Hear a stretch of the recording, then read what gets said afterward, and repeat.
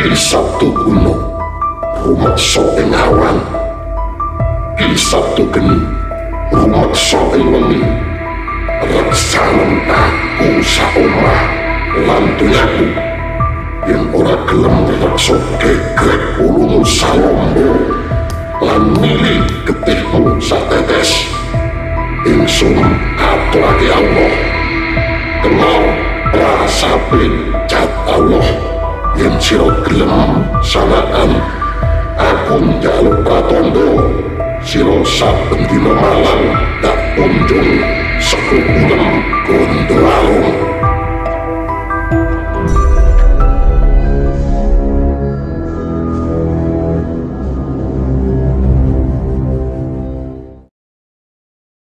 Bismillahirrahmanirrahim.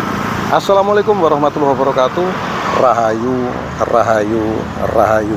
Saya doakan untuk sahabat Kitru Nawamwesi manapun Anda berada, selalu sehat, lancar rezeki, dan dimudahkan segala urusan. Kita akan terus membahas tentang ijazah Bapak Jokowi. Ini terus dipersoalkan oleh Roy Suryo CS.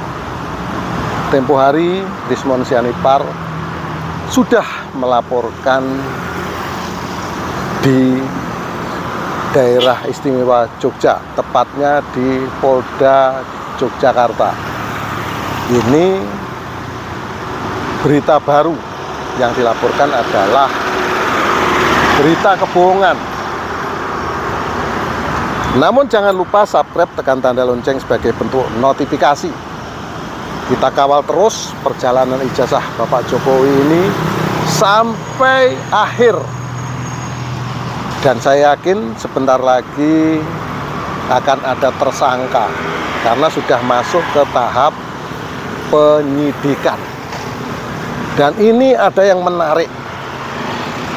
Semua narasi-narasi yang telah disampaikan oleh Roy Suryo CS, semuanya kalau kita tonton di televisi tadi malam, ya teman-teman, kalau nonton acara Rakyat Bersuara yang dipandu oleh Aiman, ini ada yang sangat menarik dari cerita ijazah Bapak Jokowi ini. Apa itu? Komentar yang disampaikan oleh Farhad Abbas ini sangat masuk akal. Yang mana Farhad Abbas menyampaikan polemik ijazah Bapak Jokowi ini sudah berlangsung 10 tahun. Orang-orang ini, Roy Suryo dan teman-temannya ini sudah mengolok-olok Presiden Jokowi selama 10 tahun. Dan saat sekarang ini Presiden Jokowi sudah tidak memerintah lagi, alias sudah tidak menjadi presiden. Ini masih terus diperkarakan tentang ijazah ini. Disinilah Farhad Abbas juga menyampaikan bahwasanya harus hati-hati menghadapi dengan Bapak Jokowi ini. Kenapa? Karena beliau adalah mantan presiden. Dan di sini Farhad Abbas juga menyampaikan, Roy Suryo, Rismon, Dr. Tipa, dan semuanya, legal standingnya apa? Panjenengan semua kok mempersoalkan ijazah Bapak Jokowi ini. Jadi tidak ada sama sekali legal standing. Kalau Dumas, pengaduan masyarakat yang dilaporkan sama TPUA, ini juga dasarnya apa? Nggak ada masyarakat yang dirugikan dalam hal ini. Masyarakat yang mana kerugiannya berapa? Nah, ini teman-teman ya. Terus perlu kita ketahui bersama, ijazah ini asli dikeluarkan oleh UGM. Seharusnya selesai sampai di situ. Ini juga disampaikan oleh Farhad Abbas. Karena apa? Karena UGM saja sudah mengakui bahwa ijazah tersebut dikeluarkan di sana. Jadi kalau ini dikaitkan dengan kritik, ini tidak bisa. Kritik bukan seperti ini. penyelidikan juga bukan seperti ini. Kalau penyelidikan diselidiki dulu, terbukti nyata, baru digugat. Ini mana? Fakta otentiknya mana? Hasil penyelidikannya mana? Yang bisa menguatkan narasi yang diberikan Roy Suryo dan teman-temannya. Ya. Jadi, sahabat Kitu Pamungkas dimanapun panjenengan berada, kita harus hati-hati, jangan terprovokasi, jangan sampai seperti para purnawirawan ikut terhasut dan akhirnya apa? Yang tadinya seluruh rakyat Indonesia ini istilahnya hormat, salut dengan TNI, sekarang kepercayaannya ini menjadi berkurang. Jangan sampai Polri ikut-ikutan, purnawirawan Polri khususnya, jangan sampai ikut seperti purnawirawan TNI yang ingin memakzulkan Mas Gibran. Tidak ada juga alasan yang kuat untuk memakzulkan wakil presiden. Nah, jadi di sini teman-teman, Farhad Abbas juga mengatakan nggak ada presiden di dunia ini yang bisa dipenjarakan, apalagi kasusnya ini remeh-temeh dan sepele seperti ini. Dan ingat, untuk Roy Suryo dan teman-temannya, di sini Farhad Abbas juga sudah menyatakan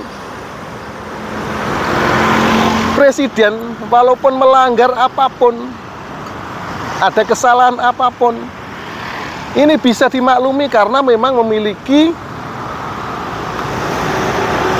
hukum imunitas.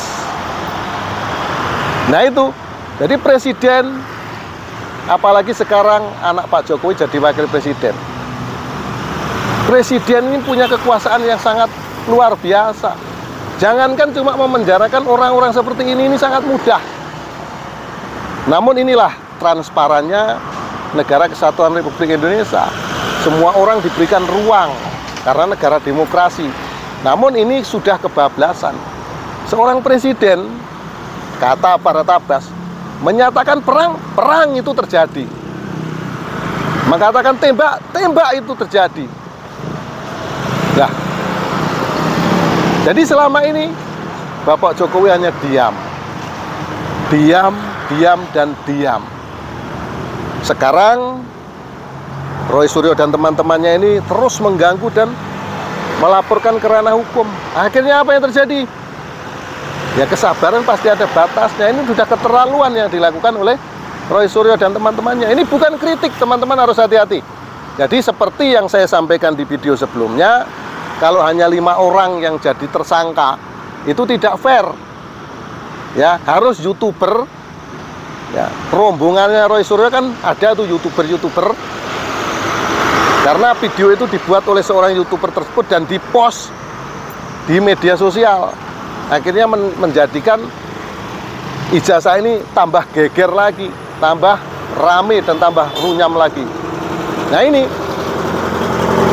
Dan akhirnya tadi malam saat nonton televisi Rakyat Bersuara yang dipandu oleh Aiman Wicaksono, ternyata dari pengacaranya Dr. Tipa, saking semangatnya dia lupa kalau dia di televisi mungkin, ya itu kalau nggak salah Al-Katiri namanya, mengumumkan ada 12 orang yang akan dipanggil dan akan ditersangkakan. Ini Polri saja belum mengumumkan. Nah, ya, jadi ini berita ini semakin menarik. Orang-orang ini banyak sekali salah ngomong seperti Dr. Tipa juga yang kemarin sudah menyebut ada nama-nama yang disebut di video saya sebutkan ini orang-orang yang memfasilitasi. Entah memfasilitasi apa. Nanti di saat penyidikan ini polisi akan terus menggali. Ya, itulah sahabat yang bisa saya sampaikan perkembangan dari kasus Bapak Jokowi yang tentunya kondisi Roy Suryo dan teman-temannya ini semakin hari semakin terpojok. Mohon maaf atas segala kekurangan, kata-kata yang kurang sopan mohon dimaafkan. Akhirul salam wabillahi taufiq wal hidayah. Wassalamualaikum warahmatullahi wabarakatuh. Rahayu.